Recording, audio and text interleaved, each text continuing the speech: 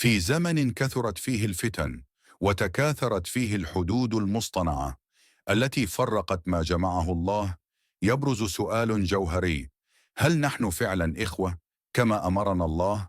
من الذي يسعى لزرع العداوة والفتنة بين الإخوة في المغرب والجزائر، بل وبين أبناء الأمة الإسلامية كلها التي يجمعها دين واحد وتاريخ واحد ومصير واحد؟ أليس الإعلام الموجه أول من يستغل العقول الغافلة ويبث السموم بين الناس خدمة لمصالح خبيثة وأجندات شيطانية ملعونة؟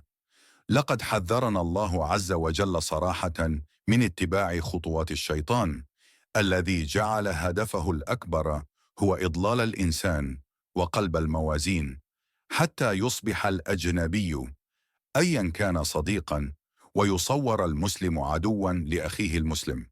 وقد أقر الشيطان نفسه بذلك يوم القيامة حين قال: وما كان لي عليكم من سلطان إلا أن دعوتكم فاستجبتم لي فلا تلوموني ولوموا أنفسكم.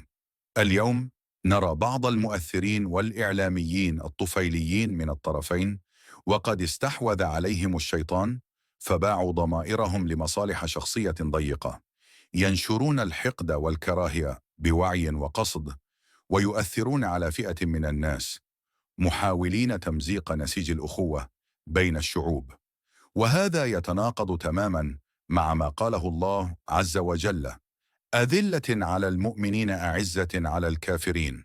فالمؤمن الحقيقي رحيم بإخوانه، متواضع لهم، قوي في وجه من يعادي دينه وأمته. فكيف أصبح من يفتح قلبه لإخوانه متهما بالذل، وأصبح من يسب ويحرض ويشعل الفتنة هو الوطني الغيور؟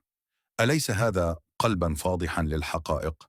وأليس هذا دليلا على نفاق المستفيدين من الفتنة والانقسام؟ الحقيقة التي لا يمكن إنكارها أن الشعبين المغربي والجزائري شعب واحد، واحد في الدين وواحد في اللغة وواحد في التاريخ، بل وحتى في الجذور والقبائل.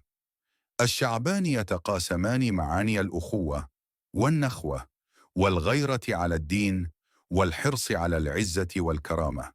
أما تلك الفئة القليلة المنبوذة التي تعيش على الفتنة، فقد وصفها الله بدقة حين قال: ولو نشاء لأريناكهم فلعرفتهم بسيماهم ولتعرفنهم في لحن القول.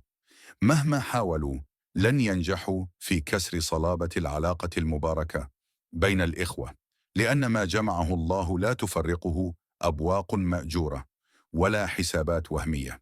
الحل واضح وبسيط: مد الجسور لا هدمها، تبادل الخيرات لا تبادل الاتهامات، التعاون الاقتصادي والتواصل الثقافي، وتصحيح دور التربية والإعلام ليزرعا قيم الأخوة لا الكراهية.